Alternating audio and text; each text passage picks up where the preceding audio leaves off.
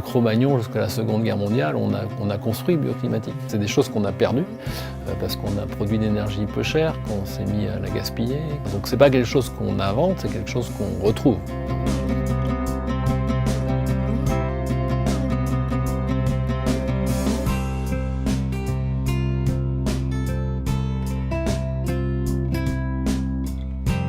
Je dirais que cette aventure, elle a démarré avec un voyage autour du monde qu'on a réalisé en famille, où on est parti découvrir l'architecture. Puis au terme de ça, en fait, on commence en 2002 la construction d'une maison bioclimatique.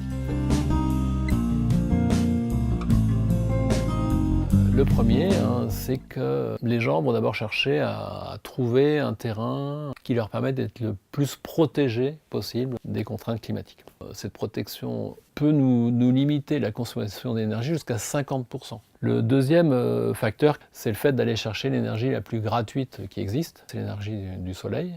Avec une journée comme celle-ci, on va dans l'après-midi tranquillement monter peut-être à 23 ou 24. Troisième point, c'est que je vais chercher à garder précieusement cette énergie-là dans la maison. Et donc pour la garder, je vais travailler sur l'enveloppe de la maison, donc le toit, les murs extérieurs et le sol. Le quatrième, qui est souvent un peu négligé, c'est qu'on va chercher dans notre bâtiment à stocker de l'énergie, assurer ce qu'on appelle l'inertie thermique. Pour ça, on utilise des matériaux lourds. Dans ce bâtiment-là, nous, on a à peu près 25 tonnes de terre. J'ai pas de soleil pendant 3 semaines. Au bout de 21 jours, ma maison sera autour de 17 ou 18 degrés. Et le cinquième point, c'est le complément de chauffage. Et dans notre cas, on a utilisé une petite cuisinière à bois. Alors, le budget global de cette maison-là, c'est 50 000 €. C'est une maison qui fait 170 mètres carrés habitables. Si on la faisait faire, c'est une maison qui coûterait à peu près 250 000 €. Il y a à peu près 10 000 € pour l'étanchéité du toit, parce qu'on a une toiture végétalisée. Il y a à peu près aussi 10 000 € de bois pour faire toute la structure du bâtiment. L'isolant qui a servi à faire notre maison, c'est à peu près 300 bottes de paille.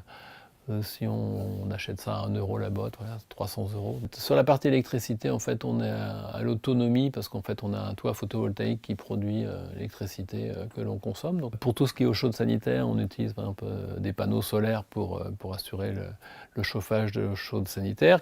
L'ordre de grandeur, c'est 150 € de chauffage pour maintenir la maison à 19 degrés.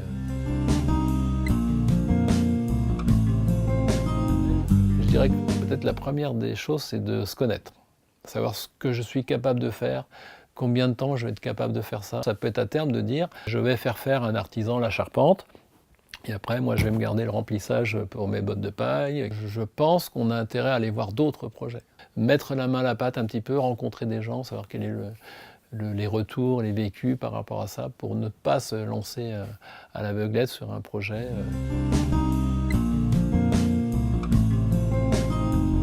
L'empreinte écologique, ça dépend aussi un petit peu avec quelles lunettes on regarde le projet.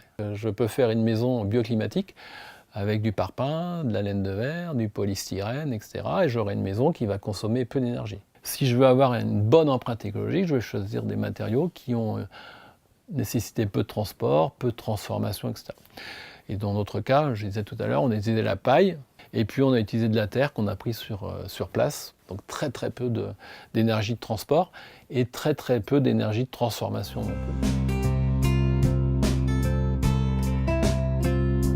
Mon ami, on est dans un mouvement inéluctable que d'aller vers des choses qui consomment le moins d'énergie possible, qui sont le moins transformées possible, qui sont les plus locales possibles. Donc je suis relativement positif par rapport à ça, parce qu'en fait je pense qu'on n'a pas le choix.